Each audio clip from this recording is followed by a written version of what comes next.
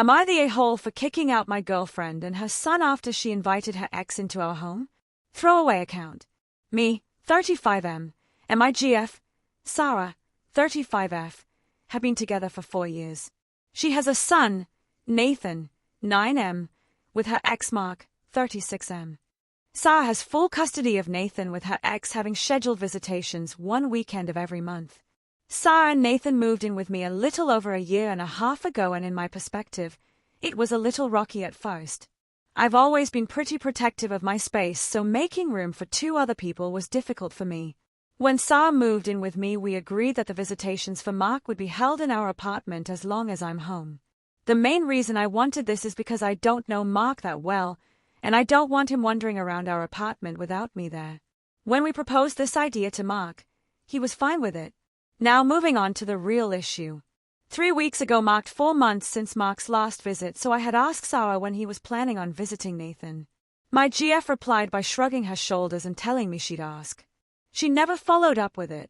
So a few days ago, I asked when Mark's next visit was, and Sarah said she'd tell me when she knew. Nathan was in the living room but had apparently overheard us and shouted something along the lines of "Dad was here last weekend, remember?" Sarah's face immediately dropped, and when I asked what Nathan meant, she wouldn't give me a direct answer. Eventually, she ended up telling me that for the past 2 visits, Mark had been to our apartment when I was working. When I accused her of going back on our agreement, she kept telling me this was her home too and she could invite whoever she wanted, and that it was fine because she was here and watching. I told her that was besides the point and she violated my trust. It blew up into a huge argument which ended in me telling her to get out of my apartment. She packed up and left with Nathan. Last I heard, she was staying with her parents. I've gotten several messages from both Sarah and her parents calling me an asshole for kicking Sarah and Nathan out of their home for something so small. She's even been blasting me on Instagram and Facebook about how horrible I am to do this to her. It's got me thinking I might be the AH, but I'm not entirely sure yet. Am I the a-hole? ETA.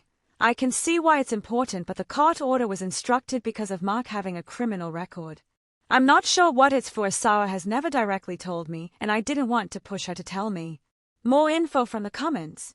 The reason the visitations are scheduled with Sarah, or a police officer, is because of Mark's record. I wasn't told specifics, but when Sarah and I were going over the visitations last year, Sarah brought it up fairly briefly. I always wondered what it was, but I didn't want to push my GF to talk about it if she didn't want to. She couldn't tell me to leave. My name is the only one on the lease. I only call it our apartment because that's what it was. We were all living there, but legally, mine was the only one on the lease and had been for years. As for traumatic for Nathan, he was pretty happy that he was going to see his grandparents. Though I'm not entirely sure he realized they wouldn't be back. I work a job that requires me to fly out twice a month for a few days. Most of the time these land during the weekdays, but unfortunately the last few have been during weekends. My work trips are not scheduled by me. To keep it simple, at the start of month 1, my boss will send me an email telling me what days I'll be scheduled and where. Recently, however, it's mainly been on weekends rather than during the weekdays. At the start of month 1, I'd let my girlfriend know when I was working so we could figure out when Mark would come over. The last 2 trips only took up 2 weekends and left 6 available. Commenter, YTA, you seem very controlling. Also, you have both lived in the apartment for over a year, which means it's both of your apartment now, and she does have a right to treat it like her home and not have to ask you for permission for everything. Also the asshole for kicking them out without trying to work on the relationship.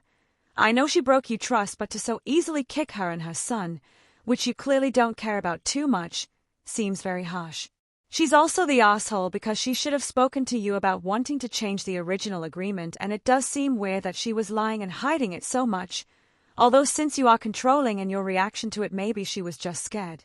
You both might be better off without each other, but I do feel sorry for the son, but you don't seem to miss him, so hopefully your ex finds someone who loves them both. OP. Thank you for your input, but I feel the need to correct something quickly. Sarah has other people she brings over when I'm not there, and I am completely fine with that. It's just that I don't like Mark, who has a criminal record, to be in my home with all my things while I'm not there. Don't get me wrong, I do miss Nathan. He's a very happy kid most of the time, but he's not mine. He didn't call me dad, a decision I respect, and we didn't have a super close bond either way. Final update, 1 week later. I know it's fairly early in the morning whilst I'm posting this, but I got off the phone with my ex and figured you all deserved an update. First off, I wanted to thank all of the feedback and comments I got on my post. I didn't think it would get that much attention, but here we are. There were a lot of different opinions on who was in the wrong, but after going over a ton of them, I realized I wasn't as non-assholey as I thought. Now on to the update, as I'm sure that's what all of you came back for. It's not too exciting, so I'm sorry in advance. Firstly, on Monday, I had a locksmith come by in order to change the locks, which I got the go-ahead from my landlord, and I ordered a new door camera that should be coming in sometime next week. After that, I hadn't heard from my ex until Tuesday, when she called me from a number I didn't recognize, her mother's, in order to apologize. She started crying over the phone, begging me to take her back and that she made a mistake and how awful it was being back at her parents' house. She complained that everything was a mess and that there was a smell she hated. She even promised to never bring Mark over again, as long as she could move back. I ended up telling her that she had lost my trust and that I wasn't going to move past this simply because she was having a difficult time at her parents' house. I told her this was her consequence for breaking the one thing I asked her to do when she moved in.